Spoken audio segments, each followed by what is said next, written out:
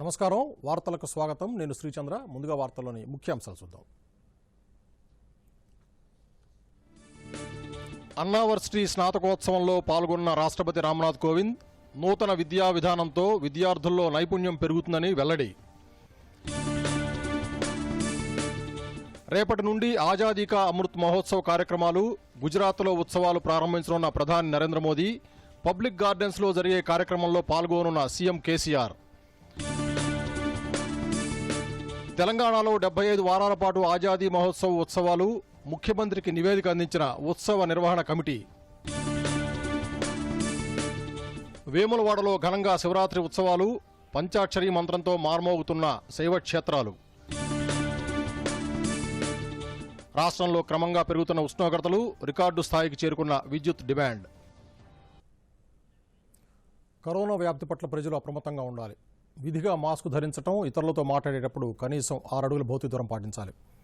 తరచూ చేతులు శుభ్రంగా కడుక్కోవడం, వైద్యులు సూచించిన విధంగా ముందస్తు జాగ్రత్త చర్యలు పాటించడం ద్వారా కరోనాను నిరోధించవచ్చు. ఇక వార్తలోని వివరాలు చూస్తే తమిళనాడు పర్యటనలో ఉన్న రాష్ట్రపతి రామ్నాథ్ కోవింద్ చెన్నైలోని అన్నా యూనివర్సిటీ 41వ స్నాతకోత్సవంలో పాల్గొని ప్రసంగించారు. ప్రాచీన కాలం నుండి జ్ఞానం మరియు అభ్యాసాలకు అలవాలంగా ఉన్న తమిళనాడులో అన్నా యూనివర్సిటీ ఏర్పడటం గొప్ప విషయమని ఈ సందర్భంగా రాష్ట్రపతి తెలిపారు. మాజీ రాష్ట్రపతి డాక్టర్ ఏపీజే అబ్దుల్ కలాం వంటి గొప్ప వ్యక్తులు చదువుకున్న యూనివర్సిటీకి రావడం సంతోషకరంగా ఉందని చెప్పారు. కేంద్ర ప్రభుత్వం ఇటీవల తీసుకువచ్చిన నూతన జాతీయ విద్యా విధానం 2020లో ప్రస్తుతం ప్రపంచ అవసరాలకు సంబంధించిన పరిశోధన, నైపుణ్యం ఆధారంగా ఆధునిక విద్యా విధానాన్ని అమలు చేస్తోందని రాష్ట్రపతి వివరించారు. అండర్ గ్రాడ్యుయేట్, పోస్ట్ గ్రాడ్యుయేట్ మరియు పీహెచ్డీ స్థాయిల్లో 1,00,000 మందికి పైగా అభ్యర్థులు ఈ రోజు డిగ్రీలు పొందుతున్నారని, అందులో 45% మహిళలు ఉన్నారని రాష్ట్రపతి వివరించారు. ఈ రోజు బంగారు పతకాలు మరియు ఫస్ట్ క్లాస్ డిగ్రీలను పొందిన మొత్తం విద్యార్థుల్లో 60% పైగా మహిళలు ఉన్నారని తెలిపారు. Anna University is blessed to be located in this land of Tamil Nadu, which has been the cradle of knowledge and learning since times immemorial. The long literary tradition is spanning over centuries in the form of Sangam literature is a matter of pride for all Indians as it symbolizes the rich cultural heritage of our country. The anthologies of poems from this literature have been universally appreciated by readers and scholars alike. With the antiquity of texts embodied in its ancient literature, it is not surprising that Tamil language has been accorded the status of classical language. Ladies and gentlemen, knowledge is wealth, and it is the best among all forms of wealth. As the famous saying elaborates, that it cannot be stolen by thieves, cannot be seized by kings, cannot be divided amongst brothers, and it is not heavy to carry either. The more it is spent, the more it flourishes. The wealth of knowledge is therefore the most important among all kinds of wealth. Knowledge is the foundation upon which the character of each individual is built. I have said earlier and would like to reiterate that education is the catalyst for change and the youth is the most potent agent of social transformation. Educated youth, given the right direction, can bring revolutionary changes in the course of history. That is what the National Education Policy 2020 aims to achieve. Last year, I had the opportunity to discuss with the visitors and vice chancellors of the central universities and higher education institutions the educational scenario in our country and the implementation of the new policy. The new policy seeks to implement a modern education system based on research, skill and acumen relevant to the evolving needs of the present.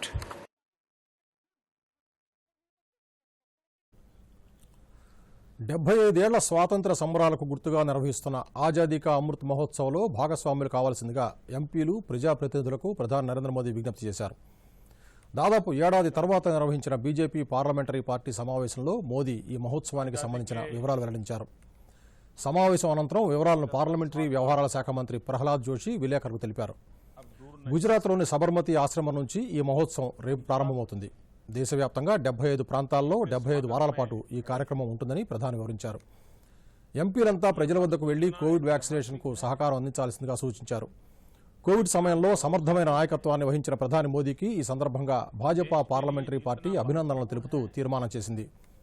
నాడు మహాత్మాగాంధీ ఉప్పు సత్యాగ్రహంలో భాగంగా చేపట్టిన దండియాత్రను అదే రీతిలో మరోసారి నిర్వహించనున్నట్లు గుజరాత్ ప్రభుత్వం బుధవారం తెలిపింది. ఈ కార్యక్రమాన్ని గుజరాత్లోని సబర్మతి ఆశ్రమం వద్ద ప్రధాని నరేంద్ర మోదీ రేపు జెండా ఊపి ప్రారంభిస్తారు. స్వాతంత్ర్యం వచ్చి 75 ఏళ్లు పూర్తవుతున్న సందర్భంగా పబ్లిక్ గార్డెన్స్లో రేపు ఆజాదీ కా అమృత్ మహోత్సవ్ కార్యక్రమాన్ని నిర్వహిస్తున్నారు. ఈ నేపథ్యంలో పబ్లిక్ గార్డెన్స్ పరిసర ప్రాంతాల్లో శుక్రవారం ఉదయం 10 గంటల నుంచి మధ్యాహ్నం 1 గంట వరకు ట్రాఫిక్ ఆంక్షలు విధించనున్నారు. ఈ కార్యక్రమంలో సీఎం పాల్గొనే అవకాశం ఉంది. దేశవ్యాప్తంగా నిర్వహిస్తున్న ఆజాదీ కా అమృత్ మహోత్సవ్లో భాగంగా రాష్ట్రంలో 75 వారాల పాటు ప్రత్యేక కార్యక్రమాలు చేపట్టాలని ఉత్సవ నిర్వహణ కమిటీ నిర్ణయించింది. బుధవారం రవీంద్ర భారతిలో కమిటీ చైర్మన్, ప్రభుత్వ సలహాదారు డాక్టర్ కెవి రమణాచారి అధ్యక్షతన సమావేశం జరిగింది. ఈ సందర్భంగా ఈ నెల 12 నుంచి వచ్చే ఏడాది ఆగస్టు 15 వరకు అంటే 75 వారాల పాటు యువతలో దేశభక్తిని పెంపొందించే, జాతీయ స్ఫూర్తిని రగిలించే కార్యక్రమాలను కమిటీ సిద్ధం చేసింది. ఇందులో ఫ్రీడమ్ రన్, కవి సమ్మేళనాలు, వ్యాసరచన, ఉపన్యాసం, చిత్రలేఖన పోటీలతో పాటు సాహిత్య, సాంస్కృతిక కార్యక్రమాలు ఉండాలని నిర్ణయించారు. సమావేశంలో చర్చించిన అంశాలన్నీ నివేదిక రూపంలో ముఖ్యమంత్రి కేసీఆర్కు అందజేస్తామని రమణాచారి తెలిపారు. తెలంగాణ రాష్ట్ర ప్రభుత్వం ఆలయాల అభివృద్ధికి పెద్దపీట వేస్తుందని రాష్ట్ర మంత్రులు తన్నీరు హరీష్ రావు, అల్లోల ఇంద్రకరణ్ రెడ్డి అన్నారు. సంగారెడ్డి జిల్లా అమీన్పూర్ మున్సిపాలిటీ పరిధిలోని బీరంగూడ శ్రీ భ్రమరాంబ మల్లికార్జున స్వామి దేవాలయంలో ఎమ్మెల్సీ భూపాల్ రెడ్డి సొంత నిధులతో నిర్మించిన అతిథి గృహాన్ని ప్రారంభించారు. సీఎం కేసీఆర్ ప్రజా సంక్షేమం కోసం నిరంతరం పాటుపడుతున్నారని మంత్రి హరీష్ రావు అన్నారు. దేవాదాయ శాఖ మంత్రి అల్లోల ఇంద్రకరణ్ రెడ్డి మాట్లాడుతూ ప్రపంచం అబ్బురపడేలా యాదాద్రి ఆలయాన్ని పునర్నిర్మిస్తున్నారని తెలిపారు. వాళ్ళకు బట్టలు ఇచ్చి, భోజనం ఇచ్చి, చదువు చెప్పించి ఒక ఇంటి వాళ్ళని చేయాలి, ఒక సమాజంలో గొప్పగా వాళ్ళని నిలపాలి అనేటువంటి ఒక మంచి ఆలోచన మీకు ఉన్నది. అది నేనేదో మాటల్లో కాదు, డబ్బు ముందుగానే డిపాజిట్ చేసి చేపిస్తానంటున్నారు. మీకు క్రెడిబిలిటీ ఉంది. మీరు మాట అంటే మాట తప్పని వ్యక్తులుగా ఉన్నారు. దానికి కూడా తప్పకుండా నేను ఏదో ఒక రకమైన మార్గం తీసి మీరు అనుకున్న విధంగా అనాథ పిల్లల్ని చదివించడం కోసం కూడా మరి మనం చక్కగా ముందుకు పోదాం. నిజంగా కూడా ఆ యొక్క దేవుడు అన్ని రకాలుగా బాగా మరి ఆశీర్వదించి వచ్చినటువంటి భక్తులకు సౌకర్యం ఏర్పాటు చేసినందుకు దేవాదాయ శాఖ తరఫున నేను కూడా ఉదయపూర్వకంగా కృతజ్ఞతలు. భూపాల్ రెడ్డి గారు మాకు మంచి మిత్రుడు. ఎన్నో సంవత్సరాల నుంచి ఎన్నో కార్యక్రమాలలో, ఎన్నో తెలంగాణ పోరాటంలో కానీ, మొదటి నుంచి ఢిల్లీ వెళ్ళడం కానీ ఎన్నో రకాలుగా మేము అందరం కూడా మరి వెళ్ళడం జరిగింది. ప్రధానమంత్రి నరేంద్ర మోదీ ఏటా నిర్వహించే పరీక్షా పే చర్చ 4వ ఎడిషన్ కార్యక్రమం ఈ నెలలో జరగనుంది. కోవిడ్ నేపథ్యంలో కార్యక్రమాన్ని ఈసారి వర్చువల్ విధానంలో నిర్వహించనున్నట్లు విద్యాశాఖ వెల్లడించింది. పరీక్షలు రాయనున్న 9 నుంచి 12వ తరగతి విద్యార్థుల్లో భయాందోళనలు తొలగించడానికి 2018 నుంచి ప్రధాని మోదీ పరీక్షా పే చర్చ కార్యక్రమాన్ని నిర్వహిస్తున్నారు. ఏటా జనవరిలో జరిగే ఈ కార్యక్రమం కరోనా వల్ల నిర్వహించేందుకు వీలు కుదరలేదు. అయితే ఈసారి ప్రత్యక్షంగా కాకుండా వర్చువల్ పద్ధతిలో ప్రధానమంత్రి నరేంద్ర మోదీ విద్యార్థులతో మాట్లాడి వారి భయాందోళన తొలగిస్తారని విద్యాశాఖ మంత్రి రమేష్ పోఖ్రియాల్ వెల్లడించారు. దీనికి సంబంధించి ఈ నెల 14 వరకు విద్యార్థులు తమ పేర్లను నమోదు చేసుకోవచ్చు. మలక్పేట గవర్నమెంట్ నెహ్రూ మెమోరియల్ స్కూల్లో టీచర్గా పనిచేస్తున్న పద్మప్రియ పరీక్షా పే చర్చా కార్యక్రమంపై విద్యార్థులకు అవగాహన కల్పిస్తున్నారు. ఈ కార్యక్రమానికి ఇప్పటికే 7 లక్షల మంది రిజిస్టర్ చేసుకున్నారని, ఇంకా విద్యార్థులు రిజిస్టర్ చేసుకుని ఈ కార్యక్రమంలో పాల్గొనాలని ఆమె సూచించారు. అరుదైన అవకాశము విద్యార్థులకే కాక వారి తల్లిదండ్రులకు మరియు ఉపాధ్యాయులకు కూడా కలగబోతున్నది. అందుకు మీరు చేయవలసిందల్లా మై గవర్నమెంట్ వెబ్సైట్లోకి వెళ్ళి రిజిస్ట్రేషన్ చేసుకోవడం. ఆ తర్వాత విద్యార్థులకైతే పోస్టర్ ప్రజెంటేషను లేదా మన ఎస్సే రైటింగ్ వాళ్ళు అనుకున్న 3 టాపిక్స్ ఉన్నాయి. అందులో వాళ్ళకి ఏది నచ్చితే ఆ టాపిక్ మీద ఒక 1500 వర్డ్స్కి మించకుండా ఎస్సే రైటింగ్ రాసి పార్టిసిపేట్ చేయవలసింది. అప్లోడ్ చేస్తే అందులో నుండి 1500 మంది విద్యార్థులను ఎంచుకొని ఈ ప్రోగ్రాంలో ప్రధానమంత్రితో సంభాషించే అవకాశాన్ని పొందగలుగుతారు. దక్షిణ కాశీగా పేరొందిన వేములవాడలో మహాశివరాత్రి వేడుకలు వైభవోపేతంగా జరుగుతున్నాయి. వేకోజాము నుంచే భక్తులు బారులు తీరి రాజరాజేశ్వరి స్వామిని దర్శించుకుంటున్నారు. మహాశివరాత్రి సందర్భంగా స్వామివారికి రాష్ట్ర ప్రభుత్వం తరపున దేవాదాయ శాఖ మంత్రి అల్లోల ఇంద్రకరణ్ రెడ్డి దంపతులు ప్రణాళికా సంఘం ఉపాధ్యక్షుడు వినోద్ కుమార్ పట్టు వస్త్రాలు సమర్పించారు. వారికి ఆలయ అర్చకులు పూర్ణ కుంభంతో స్వాగతం పలికారు. అనంతరం కుటుంబ సమేతంగా మంత్రి అల్లోల స్వామివారిని దర్శించుకున్నారు. దర్శనానంతరం వేద పండితులు ఆశీర్వచనాలు అందజేశారు.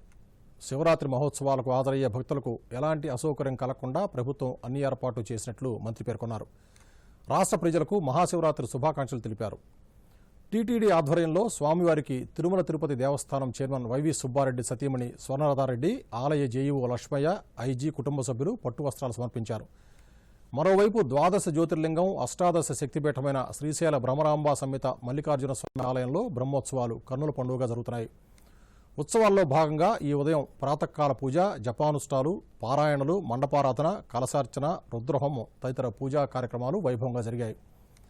జ్యోతిర్లింగ క్షేత్రానికి భక్తులు పోటెత్తడంతో తెల్లవారుజామున 2 గంటల నుంచే భక్తులకు దర్శనం కల్పిస్తున్నారు. పెద్ద సంఖ్యలో శివదీక్షాపరులు, భక్తులు కాలినడకన భారీగా ఆలయానికి చేరుకుంటున్నారు.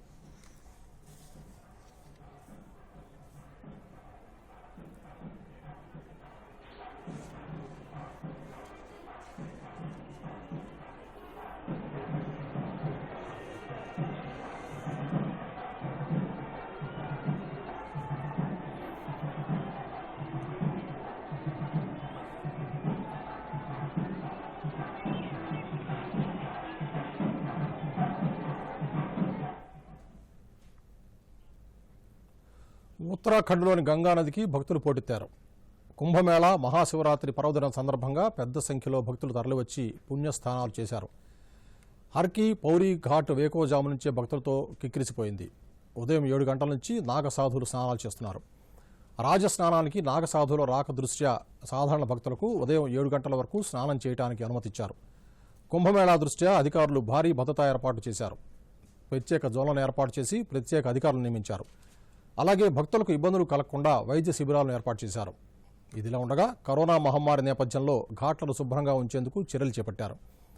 ఇక దేశ ప్రజలకు మహాశివరాత్రి పర్వదిన శుభాకాంక్షలు తెలుపుతూ రాష్ట్రపతి రామ్నాథ్ కోవింద్, ప్రధాని నరేంద్ర మోదీ ట్వీట్ చేశారు. ఈ పండుగ మొత్తం మానవాళికి ఉపయోగకరంగా ఉండాలి అని రాష్ట్రపతి తన ట్వీట్లో పేర్కొన్నారు.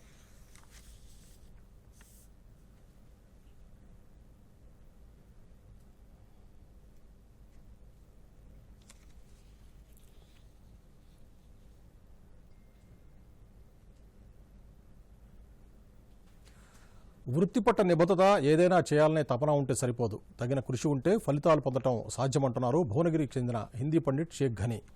సరళమైన రీతిలో హిందీ పద్య, గద్య భాగాలను రచించి విద్యార్థులకు బోధిస్తున్నారు. అలాగే సంస్కృతం నుంచి ఉర్దూ, ఇంగ్లీష్లోకి అనువదించారు. ఇప్పటి వరకు సుమారు 40 గ్రంథాల వరకు అనువదించి ఎన్నో ప్రశంసలు పొందారు. ఇప్పుడు ఉత్తరప్రదేశ్ ప్రభుత్వ ప్రతిష్టాత్మక శరత్ చంద్ర చట్టోపాధ్యాయ పురస్కారం 2021 సంవత్సరానికి గాను షేక్ ఘనీ ఎంపికయ్యారు. ఈ నెల 14న ఉత్తరప్రదేశ్ లక్నోలో జరిగే ప్రత్యేక కార్యక్రమంలో ఈ అత్యున్నత పురస్కారాన్ని అందుకోనున్నారు. తన అధ్యాపక వృత్తితో పాటు సమాజ సేవలో ఏదో తన వంతు కృషి చేయాలన్న సంకల్పమే చిన్నప్పటి నుంచి ఎన్నో రచనలపై పరిశోధన చేయడానికి దోహదం చేస్తున్నాయన్నారు షేక్ ఘనీ. ఇదే స్ఫూర్తితో ఇంకా కొత్త అధ్యయనాలు చేపట్టడానికి ఈ అవార్డు తనకు స్ఫూర్తినిస్తుందన్నారు. మా పాఠశాలలో ఉపాధ్యాయుడు ఘనీకి పురస్కారం రావడం చాలా గర్వంగా ఉందని హెడ్ మాస్టర్ శ్రీమతి అన్నారు. సంస్కృతంలో ఎంఏ, ఎంఫిల్, పిహెచ్డీ చేశాను. ఎంఏ హిందీ, ఎంఏ ఉర్దూ కూడా చేశాను. అయితే సాహిత్యం ద్వారా సమాజానికి ఏదైనా మంచి సందేశము అందించాలనే ఉద్దేశంతో నేను ఎంఫిల్లో సంస్కృత కవి భర్తృహరి, హిందీ కవి రహీం యొక్క నీతి కావ్యాల తులనాత్మక అధ్యయనం చేయడం జరిగింది. అదేవిధంగా పిహెచ్డీలో మహమ్మదీయుల సంస్కృత సాహిత్య సేవ. సంస్కృతం భారతదేశం యొక్క ప్రాచీన భాష, భారతీయ సంస్కృతికి ప్రతీకము. అందులో ముస్లిం కవులు మరియు శాసకులు, అనువాదకులు ఇందులో చేసిన కృషి ఏమిటి, ఇది ఒక సాంస్కృతిక సమన్వయానికి చాలా మంచి ప్రతీక. ఇది నా యొక్క డిజర్టేషన్, నా యొక్క థీసిస్ని రాష్ట్రీయ సంస్కృత సంస్థాన్ యొక్క ఆర్థిక సహాయంతో ముద్రించాను. ఇది చాలా సంతోషదాయకమైనటువంటి నా యొక్క గ్రంథము. దీనిని మళ్ళీ ఆంగ్లంలో కూడా నేను రాయడం జరిగింది. దానిని ఆల్ ఇండియా ఓరియంటల్ కాన్ఫరెన్స్ నాగ్పూర్లో గత సంవత్సరం జరిగినటువంటి 50వ సెషన్లో వాళ్ళు ముద్రించి దాన్ని ఆవిష్కరించినారు. ఇది కూడా మంచి పరిణామము. మా దగ్గర శ్రీత ఘనీ సారు, అబ్దుల్ ఘనీ గారు మా దగ్గర స్కూల్ అసిస్టెంట్ హిందీగా చేస్తున్నారు. మరి నా దగ్గర అటువంటి టీచర్ పనిచేయడం అనేది నాకు చాలా గర్వకారణం అండి. గర్వకారణం అని ఎందుకంటున్నానంటే విద్యార్థులకు కరెక్ట్గా చక్కగా టీచ్ చేయడమే కాకుండా ఆయన మంచి కవి హృదయం ఉంది ఆయనకి. అంతేకాదు మంచి సాహిత్యవేత్త. పిల్లలకి అవసరమయ్యేలాగిన బాల సాహిత్యం గురించి ఎన్నో బుక్స్ ఆయన రచించారు. తర్వాత వాళ్ళకి చిన్న చిన్న పద్యాలు, చిన్న చిన్న గేయాలు. తెలంగాణలో ఉష్ణోగ్రతలు క్రమంగా పెరుగుతున్నాయి. రాష్ట్ర వ్యాప్తంగా సగటు గరిష్ట ఉష్ణోగ్రతలు 34.8 నుంచి 38 డిగ్రీల మధ్య నమోదవుతున్నాయి. అత్యధికంగా ఆదిలాబాద్ జిల్లా గుడిహత్నూర్, తాంసీలలో 38 డిగ్రీల చొప్పున రికార్డైంది. జీహెచ్ఎంసీ పరిధిలోని మియాపూర్లో 35.8 డిగ్రీల గరిష్ట ఉష్ణోగ్రత నమోదైంది. రాష్ట్రంలో ఆగ్నేయ దిశ నుంచి వీస్తున్న గాలుల వల్ల గురు శుక్రవారాల్లో 2 నుంచి 3 డిగ్రీల వరకు ఉష్ణోగ్రతలు పెరిగే అవకాశం ఉందని హైదరాబాద్ వాతావరణ కేంద్రం తెలిపింది. కనిష్ట ఉష్ణోగ్రతలు 15 డిగ్రీల నుంచి 20.6 డిగ్రీల మధ్య నమోదవుతున్నాయి. మరోవైపు రాష్ట్రంలో ఉష్ణోగ్రత పెరుగుతున్న నేపథ్యంలో విద్యుత్ వినియోగం కూడా రికార్డు స్థాయిలో నమోదవుతోంది. ఈ నెల 5న రికార్డు స్థాయిలో 13,468 మెగావాట్ల వినియోగం జరిగినట్లు అధికారులు తెలిపారు. మరోసారి ముఖ్యాంశాలతో ఈ వార్తలు ముగిద్దాం. నమస్కారం. దూరదర్శన్ యాదగిరి వార్తలను ఇప్పుడు సోషల్ మీడియాలో కూడా చూడవచ్చు. యూట్యూబ్ అయితే డీడీ న్యూస్ తెలంగాణ, ట్విట్టర్ అయితే DD news Telangana @DD Yadagiri news, మరి ఫేస్బుక్లో అయితే డీడీ న్యూస్ తెలంగాణలో చూసి సబ్స్క్రైబ్ చేయండి, లైక్ చేయండి, షేర్ చేయండి. అన్నావర్సిటీ స్నాతకోత్సవంలో పాల్గొన్న రాష్ట్రపతి రామ్నాథ్ కోవింద్ నూతన విద్యా విధానంతో విద్యార్థుల్లో నైపుణ్యం పెరుగుతుందని వెల్లడి. రేపటి నుండి ఆజాదీ కా అమృత్ మహోత్సవ్ కార్యక్రమాలు, గుజరాత్లో ఉత్సవాలు ప్రారంభించనున్న ప్రధాని నరేంద్ర మోదీ, పబ్లిక్ గార్డెన్స్లో జరిగే కార్యక్రమంలో పాల్గొనున్న సీఎం కేసీఆర్. తెలంగాణలో 75 వారాల పాటు ఆజాదీ మహోత్సవ్ ఉత్సవాలు, ముఖ్యమంత్రికి నివేదిక అందించిన ఉత్సవ నిర్వహణ కమిటీ. వేములవాడలో ఘనంగా శివరాత్రి ఉత్సవాలు, పంచాక్షరి మంత్రంతో మార్మోగుతున్న శైవక్షేత్రాలు. రాష్ట్రంలో క్రమంగా పెరుగుతున్న ఉష్ణోగ్రతలు, రికార్డు స్థాయికి చేరుకున్న విద్యుత్ డిమాండ్.